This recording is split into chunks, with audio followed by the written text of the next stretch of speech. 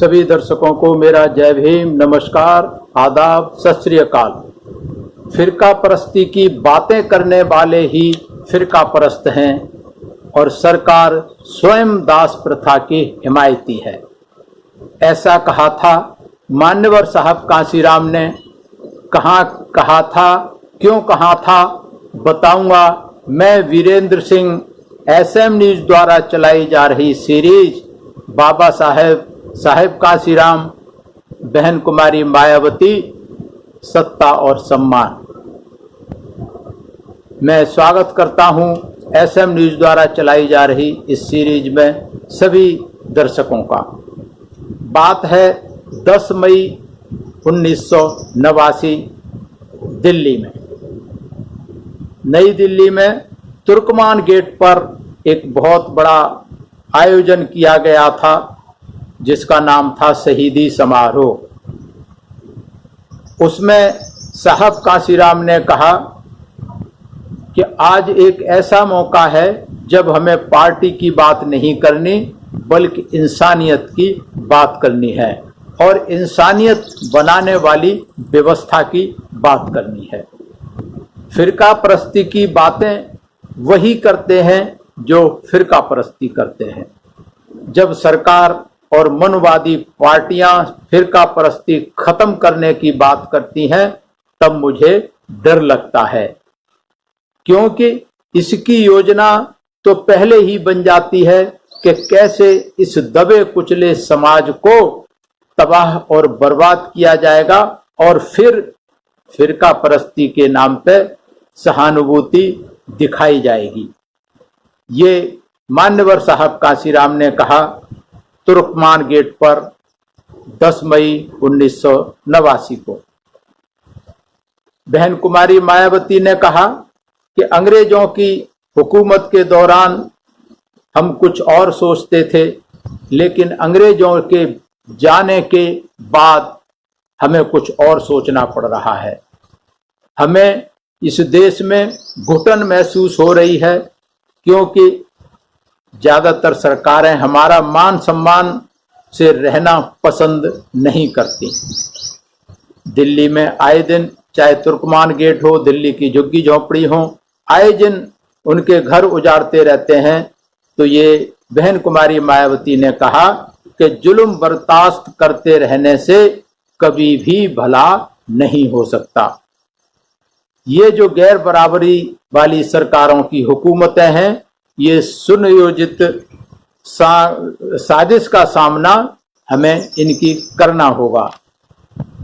मुरादाबाद में क्षेत्रीय कार्यकर्ता सम्मेलन में 14 मई 1989 को बहन कुमारी मायावती ने 5 मंडलों के कार्यकर्ताओं की बहुजन समाज पार्टी के संगठन की समीक्षा की। संगठन कैसे बनाना है, क्या करना है, इसके बारे में विस्तार से चर्चा की गई और ये कहा गया कि हमें दूसरी पार्टियों के बहकावे में नहीं रहना कि उनका संगठन कैसे बनता है, ऐसे बनता है। हमारा संगठन, बहुजन समाज पार्टी का संगठन सभी पार्टियों से अलग तरह का होता है। इसके बाद नई दिल्ली में पुनः 23 मई 1989 को साहब कांशीराम ने कहा कि सरकार स्वयं ही दास प्रथा की हिमायती है।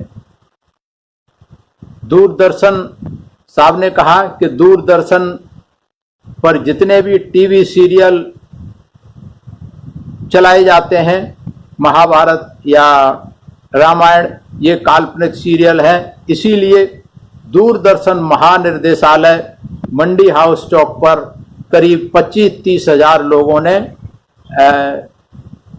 दूरदर्शन महानिर्देशालय पर प्रदर्शन किया था और जिसमें पंजाब, उत्तर प्रदेश, महाराष्ट्र, बहुत अलग अलग प्रदेशों से बहुत सारे लोग हजारों की तादाद में वहां आए थे दास प्रथा का विरोध करने के लिए। अब सवाल यह है कि दास प्रथा तो हमें नजर नहीं आती, तो कैसी दास प्रथा थी और है, ये साहब कांशीराम ने विस्तार से बताया। सुनिए। साहब कांशीराम ने अपने अध्यक्षीय भाषण में कहा कि आर्य पुत्रों को भेजकर हमारे जुलूस में गड़बड़ी करने की चाल बीपी सिंह ने खेली। क्योंकि जब कार्यक्रम चल रहा था तो कुछ उपद्रवी लोग वहां पर आए थे, उन्होंने कोशिश की थी प्रोग्राम को खराब करने की। तो साहब ने बीपी सिंह को ये चेतावनी दी थी, क्योंकि साहब का कहना था कि hit the hand who operates the चमचा, कि हमें चमचों से लड़ाई नहीं करनी, जो हाथ चमचों को चलाते हैं उस हाथ को तोड़ना है। तो इसलिए बीपी सिंह पर साहब कांसीराम ने डायरेक्ट अटैक किया, हमला किया और कहा कि इस माहौल को देखते हुए हमारा शक यकीन में बदल गया है कि बीपी सिंह बड़ा ही मक्कार आदमी है। जिस मांडा रियासत का वह राजा है उसमें दासपुत्री मतलब दलित सोशल समाज की बहन बेटियों की शादी के बाद सर्वप्रथम ठाकुर के पास जाती थीं। दासपुत्रों की औरतें भी मुफ्त में जाती थीं, भेड़ बकरियों से कम दाम पर उनकी बिक्री होती थी। बीपी सिंह के इलाके में दासपुत्रियों के साथ इंसान के जैसा नहीं, जानवरों के तरीके से व्यवहार किया जाता था। ये साहब कांसीराम ने, बीपी सिंह उस समय प्रधानमंत्री था इस देश का, उस बीपी सिंह के गृह क्षेत्र मांडा जहां का वो राजा था, उसकी हकीकत और सच्चाई को जनता के सामने रखा। आगे साहब ने कहा कि दिल्ली में दासपुत्रों के झोंपड़े कड़कटी मई जून की धूप में जलते हैं। दासपुत्र मतलब बहुजन समाज के लोग, SC ST OBC के लोग जो दिल्ली में झुग्गी झोंपड़ियों में रहते हैं, कि मई जून की में जलते हैं। लेकिन इस साल राष्ट्रीय मोर्चा की लंगड़ी सरकार की कृपा दृष्टि से 14 अप्रैल से ही झुग्गी झोंपड़ी जलना शुरू हो गई। ये जलती नहीं थी, जलाई जाती थी। तो साहब कांसीराम ने इनको चुनौती दी, वार्निंग दी कि तो हमने बीपी सिंह भाजपा और वामपंथी दलों को चेतावनी दी है कि झोंपड़े जलाना बंद करो वरना कुर्सी खाली करो, जो जल चुके हैं उनका प्रबंध करो वरना कुर्सी खाली करो। दास प्रथा को बढ़ावा देने वाले महाभारत रामायण को दिखाकर आर्यपुत्रों ने सरकारी प्रचार माध्यम दूरदर्शन टीवी का दुरुपयोग किया है। इस झूठी कहानी को टीवी पर दिखाने का दुरुपयोग कर लो, लेकिन दास प्रथा को बढ़ावा मत दो। ये साहब कांसीराम ने सभी सरकारों को ये चेतावनी दी थी उस समय। उसमें दासपुत्रों मत दो, उससे दासपुत्रों को खुद शर्म लगेगी और वे स्वयं आर्यपुत्रों को हजारों वर्षों तक बरकरार रखी गई दासता की जंजीरें तोड़कर टीवी अपने कब्जे में लेकर रहेंगे। 2 साल का समय और ले लो, मनमानी कर लो, बाद में कभी यह अवसर आर्यपुत्रों को नहीं मिलेगा। ये दास प्रथा को बढ़ावा देने वाली नीति आपको बहुत महंगी पड़ेगी। जब दास पुत्रों को, अनार्यों को तुम्हारी साजिश का पता चलेगा तो वे तुम्हें कभी माफ नहीं करेंगे। भलाई आपकी इसी में है कि आप दास प्रथा को बढ़ावा ना दें। अब सवाल यह है, ये चिंतन मनन का सवाल है जो साहब कांसीराम ने 20-22 साल पहले कही थी कि ये जो दास प्रथा है, आप सोचेंगे, दर्शक सोचेंगे कि ये दास प्रथा तो अब नहीं है, लेकिन ये जो दास प्रथा अभी चल रही है, तब चल रही थी और अब और ज्यादा बढ़ाई जा रही है। ये जो मानसिक रूप से दास बनाने की प्रथा चल रही है, ये शारीरिक रूप से जो दासों से बहुत ज्यादा खतरनाक है, जिससे हमारे समाज के लोग, बहुजन समाज के लोग बहुत बड़ी तादाद में मानसिक रूप से गुलाम बन रहे हैं। ये बहुत चिंता का विषय है। साहब कांसीराम ने उनको तो वार्निंग दी ही थी दास प्रथा बढ़ाने वालों को, लेकिन इससे जो दास प्रथा को भुगत रहे हैं, दास प्रथा को बढ़ावा हम खुद झेल रहे हैं, उनको भी चिंतन मनन करने का ये मौका था कि हमें ऐसे टीवी सीरियल, रामायण महाभारत जैसे काल्पनिक टीवी सीरियलों को नहीं देखना चाहिए। आगे साहब कांसीराम ने कहा, 1935 में विंस्टन चर्चिल ने कहा था, आर्यपुत्र हमें कहते हैं कि अंग्रेजों भारत छोड़ो, क्विट इंडिया।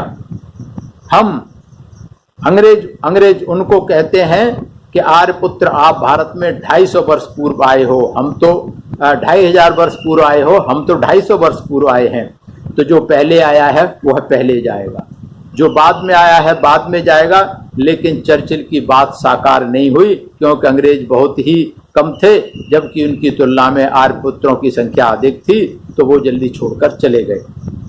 साहब काशीराम ने फिर चेतावनी दी, लेकिन आर्यों की 2500 वर्ष पुरानी आई हुई पैसेंजर गाड़ी क्यों बेमतलब भारत रूपी प्लेटफॉर्म छोड़कर नहीं जा रही। ये सब जानते हैं कि प्लेटफॉर्म पर जो गाड़ी आती है वो पहले जाती है, यह गाड़ी जाने में देर करती है तो धक्का लगाना पड़ेगा। आर्यों की पैसेंजर गाड़ी बेमतलब के प्लेटफॉर्म पर 250 वर्षों से रुकी हुए अनार्य पुत्रों को इस पैसेंजर गाड़ी को धक्के मारकर शुरू करना होगा। यदि सरकार आर्य पुत्रों को बढ़ावा देने वाली चाल चलती रहेगी तो दास पुत्र इसे मंजूर नहीं करेगा। आप लोग प्यार से प्लेटफॉर्म छोड़ने के लिए तैयार हैं तो हमें कोई ऐतराज नहीं। दादागिरी आपको महंगी पड़ेगी, वह नहीं चलेगी, नहीं चलेगी। आगे साहब ने कहा कि टीवी पर आर्यपुत्रों को बढ़ावा देने वाला महाभारत सीरियल वास्तव में दुखी लोग अपना मनोरंजन करने के लिए देखते हैं। ये चिंतन मनन करने की बात है।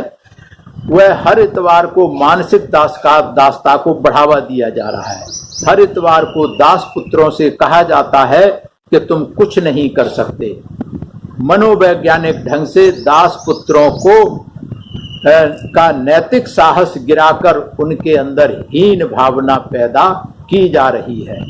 इस जमाने में दास पुत्रों के बुजुर्गों ने कुछ नहीं किया तो आज ये कैसे कर पाएंगे। उस जमाने में यह मनोवैज्ञानिक कायरता की भावना बनाए रखने के लिए महाभारत को दिखाया जा रहा है। तुम्हारा वोट लूट लिया जाएगा, तुम्हारी औरतों को भगा ले जाएंगे, ऐसी बातें खुलेआम कहकर दास पुत्रों का हौसला गिराया जाता है। महाभारत की झूठी कहानी बताते हो और इतिहास की वास्तविकता उजागर करने वाले टीपू सुल्तान की झूठी कहानी बताते हो। टीपू सुल्तान से संबंधित सीरियल न दिखाने के लिए विरोध करते हो। क्या इस दोहरी नीति से कश्मीर जैसी समस्या हल हो जाएगी? ये साहब काशीराम ने विस्तार से कहा, क्योंकि उस समय जब रामायण महाभारत चल रहा था तो टीपू सुल्तान नाम से सीरियल शुरू किया था। उसको मात्र 15-20 विश्व हिंदू परिषद के लौंडे लपाड़े जाकर के वहां प्रदर्शन किया दूरदर्शन पे, और उसे लेकर के सरकार ने तुरंत उस पर टिप्पणी करनी शुरू कर दी, उसे बंद करने की कोशिश की गई। तो इस तरीके से जो ऐतिहासिक तथ्य हैं सबको पता है, उसको वो सही नहीं मान रहे, और जिसकी कोई सच्चाई नहीं है रामायण महाभारत की, उसको ऐतिहासिक बताकर दिखाया जा रहा है। तो इसलिए ये साहब काशीराम ने उनको तो चेतावनी दी ही, साथ में हमारे लोगों को समझना चाहिए कि ऐसे सीरियलों को हमें बहुजन समाज के लोगों को नहीं देखना चाहिए, इनका बहिष्कार करना चाहिए। लेकिन अभी आपने देखा होगा पिछले 3-4 महीने से जब से कोरोना का प्रकोप शुरू हुआ है, पुनः ये सारे सीरियल दिखाए जा रहे हैं प्राइम टाइम पे, दिन भर रात भर। क्यों दिखाए जा रहे हैं?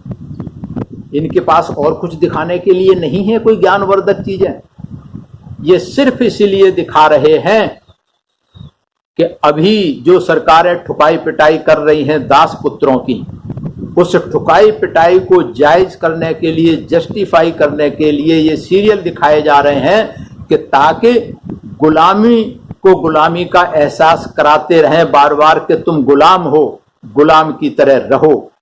इसीलिए ये सीरियल दिखा रहे जा रहे हैं कि हमारा बहुजन समाज के लोग गुमराह हों और इन काल्पनिक सीरियलों में अपना समय बर्बाद करें, और हो भी यही रहा है।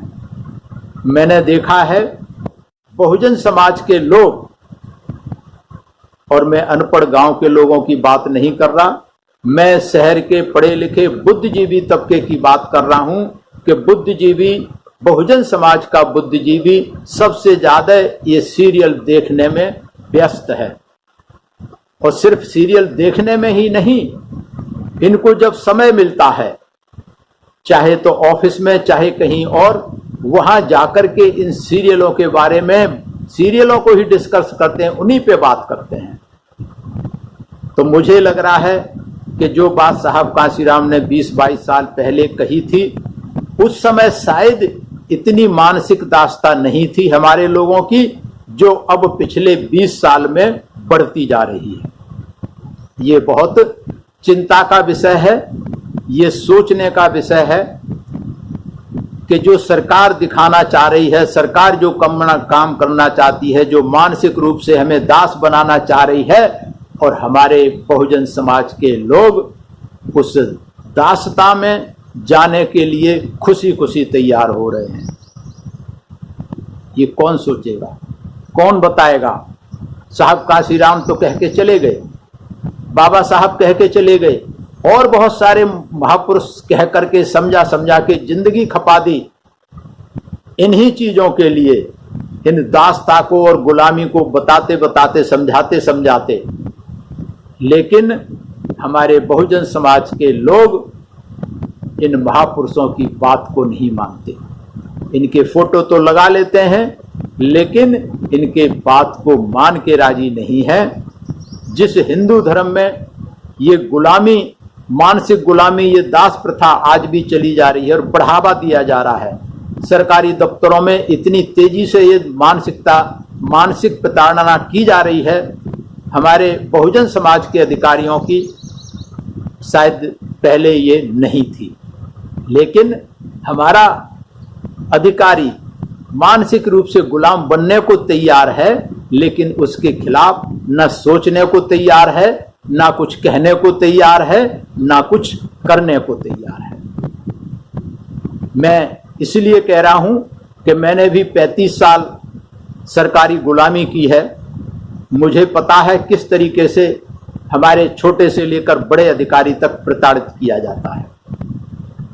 अगर थोड़े से कोई कमजोर दिल के होते हैं, या तो नौकरी छोड़ देते हैं या दुनिया छोड़ देते हैं। तो हमें इन चीजों को सोचना पड़ेगा, मनन करना पड़ेगा, चिंतन करना पड़ेगा। आगे साहब कांशीराम ने कहा, इस बीपी सिंह को चौकन्ना करना चाहते हैं कि पहली गोली चलाना आसान होता है, मगर बाद में गोलियों का अंत नहीं होगा। आपके पास केवल 147 सांसद हैं, वैसे भी आपकी सरकार लंगड़ी है, संभल जाओ। यदि हम गलत बातें करते हैं, आपको ऐसा लगता है तो हमें कहो, हम अपने आप में सुधार कर लेंगे। आप अपनी दोहरी नीति के चाल चलन में सुधार करो, वरना हम इस नीति को बर्दाश्त नहीं करेंगे। आर्य जिस प्रांत से आए उधर उन्हें भागना होगा। बीच में पंजाब पड़ता है, जम्मू कश्मीर पड़ता है। आर्यपुत्र अपने मूल स्थान तक कितने पहुंच पाएंगे, हम नहीं बता सकते। इसलिए श्री बीपी सिंह की लंगड़ी सरकार को हमारी यह चेतावनी है कि संभल जाएं, स्वयं दास प्रथा की हिमायत ना करें, सरकारी प्रचार साधनों का इस गलत नीति को बढ़ावा देने में उपयोग ना करें, वरना हमारी लंगड़ी पड़ेगी और हमारी यह लंगड़ी आपको बहुत महंगी पड़ेगी। मैं आपको बताना चाहता हूं कि ये साहब कांशीराम ने यहां 2 साल का समय दिया था बीपी सिंह की सरकार को, और ये कहा था कि सुधर जाओ वरना लंगड़ी पड़ेगी। और ये साहब कांशीराम ने हवा में नहीं कहा था। साहब कांशीराम ने ऐसी लंगड़ी, तगड़ी और लंगड़ी दी कि बीपी सिंह जो इस देश का राजा था, प्रधानमंत्री था, चारों खाने चित्त हुआ। ये कहानी मैं बताना चाहता हूं, बहुत लोगों को नहीं मालूम। जैसा मैंने पहले बताया कि बहुजन समाज पार्टी ने 1985 से लेके 1990 तक ये लगातार आंदोलन चलाया था पूरे देश में कि मंडल कमीशन लागू करो वरना कुर्सी खाली करो। लेकिन किसी सरकार ने ध्यान नहीं दिया। जब बीपी सिंह की सरकार आई तो बीपी सिंह को भी साहब कांसीराम ने यही चेतावनी दी थी और साथ में मंडल कमीशन की चेतावनी भी दी थी। मंडल कमीशन लागू करो। उस समय मैं दिल्ली में था, दिल्ली में आ गया था 88 में। मैंने देखा था दिल्ली में कोई ऐसी गली, कोई सड़क, कोई ऐसा नहीं बचा होगा जहां दीवारों पर नहीं लिखा हो कि मंडल कमीशन लागू करो वरना कुर्सी खाली करो। लेकिन बीपी सिंह नहीं करना चाह रहा था। तो आपको ध्यान होगा साहब कांसीराम, देवीलाल ने एक बहुत बड़ी मीटिंग बुलाई थी, बहुत सारे पार्टियों के लोग थे, साहब कांसीराम भी देवीलाल की मीटिंग में गए थे। और साहब कांसीराम ने देवीलाल की मीटिंग में ये कहा था, बहुत सारे जाट और दूसरे नेता बैठे हुए थे मंच पे, साहब कांसीराम ने उनकी तरफ इशारा करके कहा था कि ये जो आप लोग बैठे हो ये लीडर नहीं हो, आप लोग लैडर हो। लैडर मतलब सिड्डी। इस लैडर का सहारा लेकर के ये बीपी सिंह जैसे लोग प्रधानमंत्री बन जाते हैं, क्योंकि उस समय इनका सहयोग था, देवीलाल और सभी पार्टियों के सहयोग से सरकार चल रही थी। बीपी सिंह के तो मात्र 147 एमपी थे। तो ये जब कहा साहब कांसीराम ने, उनकी हिम्मत देखिए कि उन्हीं नेताओं को उन्हीं के सामने क्या कहने चाहिए, बड़ी सोफिस्टिकेटेड भाषा में उनको उन्होंने लैडर कह दिया कि तुम सिड्डी हो, तुम केवल यूज किए जाते हो और सिड्डी का काम है कि सिड्डी पे पैर रख करके छत पे चले जाना, उसके बाद सिड्डी की जरूरत खत्म, उसे हटा दिया जाता है। उसी तरीके से इस देवीलाल को उन्होंने ये एहसास कराया, देवीलाल और उसके जैसे बहुत सारे नेताओं को, कि आप जो है लीडर नहीं हो, आप लैडर हो। और उनकी सबकी ये बात समझ में आई। उसी रात देवीलाल ने और बहुत सारी चीजें बताई। देवीलाल को कहा कि देवीलाल, तेरे लोग नारा लगाते हैं कि ताऊ बराबर तोलेगा और लाल किले से बोलेगा, लेकिन लाल किले से तो प्रधानमंत्री बोलता है और तू तो प्रधानमंत्री है, तू कैसे बोलेगा लाल किले से। कांसीराम साहब ने ये एहसास दिलाया, याद दिलाया देवीलाल को। तो देवीलाल मीटिंग के बाद में फिर साहब कांसीराम से मिलने गया। साहब कांसीराम ने उसे समझाया कि सरकार चलती है सेक्रेटरी से, तेरे जाट बिरादरी के कितने सेक्रेटरी हैं? एक भी नहीं था उस समय। 1990 में कोई जाट बिरादरी का सेक्रेटरी तो छोड़ो, additional secretary, joint secretary, deputy secretary तक नहीं था। तो देवीलाल ने कहा हम क्या करें? उन्होंने कहा कि तू अपने सेक्रेटरी बनवा ले, लेकिन सेक्रेटरी कहने से तो नहीं बनते। तो देवीलाल ने अगले दिन बीपी सिंह को कहा कि भाई हमारे सेक्रेटरी बनाओ। बीपी सिंह ने कौन किसको बनाया सेक्रेटरी? अब कोई था ही नहीं। बोले जी हमें नहीं पता, आप सेक्रेटरी बनाओ। और उस तरीके से जो देवीलाल को जो घुट्टी पिलाई साहब कांसीराम ने, और देवीलाल ने समर्थन वापस लेने की धमकी दे दी। बीपी सिंह का रात को 12 बजे साहब के पास टेलीफोन आया, 11-12 बजे के बीच में, कि हम मंडल कमीशन लागू करने के लिए तैयार हैं, हमारी सरकार गिर रही है, इसे बचा लो। साहब कांसीराम ने कहा था कि मैं तेरी सरकार बचा सकता हूं, अभी तू मंडल कमीशन की बात इसलिए कर रहा है कि तेरी ये एक टांग जो है टूट गई, ये हिल रही है कुर्सी, और ये फिर अगर मजबूत हो जाएगी तो तू फिर चौड़ा हो जाएगा, फिर मेरी बात को नहीं मानेगा। मैं इतने दिनों से कह रहा हूं, तेने बात को ध्यान नहीं दिया, अब तो तेरी मंडल कमीशन तू लागू कर या मत कर, तुझे ये कुर्सी छोड़नी पड़ेगी। और वही हुआ।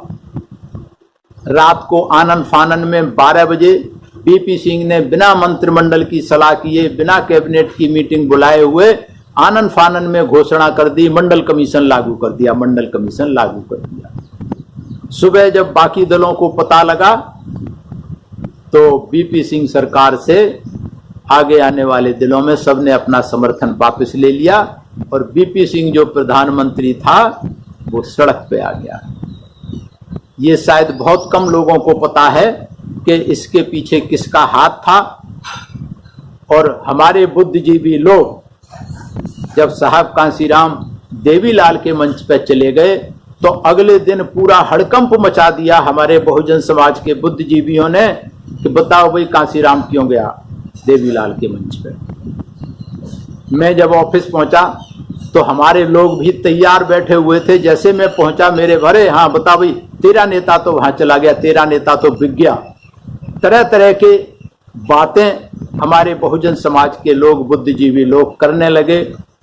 साहब कांसीराम को भी पूछते, जहां मीटिंग में जाते साहब कांसीराम की कमीज पकड़ के खींचने लगे लोग। बोले बता देवीलाल के मंच पे क्यों गया था। अंत में साहब कांसीराम को कॉन्स्टिट्यूशनल क्लब पे सारे कार्यकर्ताओं पदाधिकारियों की एक मीटिंग बुलानी पड़ी और उन्होंने ये कहा कि ये बड़ी विडंबना है मेरे समाज की, मेरे समाज के बुद्धिजीवी लोगों की, कि जो बात मैं नहीं बताना चाहता था, जो बात मुझे नहीं बतानी चाहिए थी, वो मुझे बतानी पड़ रही है क्योंकि हमारा बहुजन समाज गुमराह हो रहा है, तरह तरह के सवाल उठा रहा है। साहब कांसीराम ने बताया कि मैं इसलिए गया था देवीलाल के मंच पे कि इन लोगों ने एक अजगर बनाया था। ये जो पिछड़ी जाति के लोग थे इन्होंने एक अजगर बनाया था। अजगर का मतलब आ से अहीर, जा से जाट, गा से गुजर और रा से राजपूत। इन सब लोगों ने गठजोड़ मिलाकर के एक अजगर बनाया था। तो साहब कांसीराम ने कहा कि जब ये अजगर बना है तो ये अजगर का भोजन भी होगा, किसी को खाएगा भी। और वो भोजन कौन होगा? वो भोजन बहुजन समाज के लोग होंगे, अनुसूचित जाति के लोग होंगे, अल्पसंख्यक समाज के लोग होंगे, क्योंकि यही लोग जुल्म जास्ती और अत्याचार करने वाले पहले थे और आज भी हैं। आज भी ये मनुवादी व्यवस्था के हथियार बने हुए हैं, सोशल पुलिस बने हुए हैं। तो साहब कांसीराम ने कहा कि मैं उस अजगर को तोड़ने के लिए गया था और मैंने उस अजगर के 4 टुकड़े कर दिए हैं। अब ये अजगर 2 जाट थे, दोनों जाट अलग हो गए, 2 यादव थे, दोनों यादव अलग हो गए, 2 गुजर थे, गुजर अलग, सबको अलग अलग कर दिया। और साहब कांसीराम ने कहा कि ये जिंदगी भर अब मिल नहीं सकेंगे। तो मैं उस अजगर को तोड़ने के लिए गया था जिसका भोजन आगे सजाने वाले समय में बहुजन समाज के लोग होते। मेरी भी तभी समझ में आया क्योंकि सभी लोग हतप्रभ थे कि कांसीराम साहब क्यों चले गए। तो ये बड़ी विडंबना आज भी है हमारे समाज के लोगों की कि जरा सी बात कहते, जरा सा कोई स्टेटमेंट हमारा नेतृत्व, हमारे नेता बहन कुमारी मायावती देती हैं, यार कोई भी शीर्ष नेतृत्व देता है तुरंत प्रतिक्रिया करने लगते हैं, इंतजार नहीं करते, धैर्य नहीं रखते कि इसके पीछे हो सकता है कोई राजनीतिक चाल हो सकता है कोई कूटनीतिक चाल हो। हमारे इतने अंदर इतनी समझ नहीं है कि जो नेताओं के अंदर विजन और जो सोच होती है हमारे अंदर नहीं है। इसलिए हमें अपने नेताओं के कामों पर, नेताओं की बातों पर भरोसा रखना चाहिए। अगर हम भरोसा रखेंगे तो फिर नेताओं को भी हिम्मत रहती है, नहीं तो नेता भी परेशान हो जाते हैं कि हमारा समाज बगावत करता रहता है। और आज 20 साल के बाद भी वही स्थिति है। बहन कुमारी मायावती पर तमाम तरह की किंतु परंतु सोशल मीडिया पे हमारे बुद्धिजीवी समाज के लोग करते रहते हैं, जो बहुत ही चिंता का विषय है। हमें नेतृत्व पे भरोसा रखना चाहिए, विश्वास करना चाहिए। इतने लंबे समय से सभी ने देखा है कितना संघर्ष किया है। संघर्ष की कहानी हम भी आपको बताने की कोशिश कर रहे हैं कि यहाँ तक बहन कुमारी मायावती कितने संघर्ष करके, कितने सड़कों पे पापड़ बेल के, कितने भूखे प्यासे रह करके साहब कांसीराम बहन कुमारी मायावती ने ये बहुजन समाज पार्टी का घर बनाया है। और जो मेहनत करके एक एक ईंट जोड़ करके घर बनाता है वो कभी अपने घर को बर्बाद होते नहीं देख सकता। और खास करके महिला अपने घर को संवारती सजाती है, वो मरते दम तक अपने घर को बर्बाद होना नहीं देखना चाहती। तो मेरा सभी दर्शकों से, बहुजन समाज के लोगों से ये निवेदन है कि अपील है कि नेतृत्व में भरोसा करें और नेतृत्व का साथ दें। सोशल मीडिया पर किंतु परंतु करना बंद कर दें, और जिस दिन हमारे बहुजन समाज के लोग किंतु परंतु करना बंद कर देंगे, सकारात्मक टिप्पणी देने लगेंगे, मेरा अपना दावा है, मेरी गारंटी है इस बात की, मैं गारंटी देता हूं कि सोशल मीडिया पे अगर हमारे पढ़े लिखे लोग सकारात्मक प्रतिक्रिया देने लगे, अपने बहुजन समाज पार्टी द्वारा कराए हुए कामों के बारे में ही बताने लगे, तो अगले आने वाले चुनाव में हमारी सरकार जरूर बनेगी। कोई दुनिया की ताकत रोक नहीं सकती। आज बस इतना ही। मैं धन्यवाद करता हूं एसएम न्यूज का कि जो ये सीरीज शुरू की है, बहन कुमारी मायावती का संघर्ष और सफरनामा, और मैं धन्यवाद करता हूं आप सभी दर्शकों का, और इस निवेदन के साथ कि आपको अगर ये सीरीज पसंद आ रही है तो इसे लाइक करें, ज़्यादा से ज़्यादा शेयर करें और कमेंट्स के द्वारा हमारा मार्गदर्शन करें। सभी को मेरा प्रणाम। जय भीम। अगर आपने अभी तक हमारा चैनल सब्सक्राइब नहीं किया है तो सब्सक्राइब करें और घंटी का बटन बिल्कुल भी दबाना ना भूलें, ताकि सभी लेटेस्ट खबरें पहुंच सकें आप पे सबसे पहले।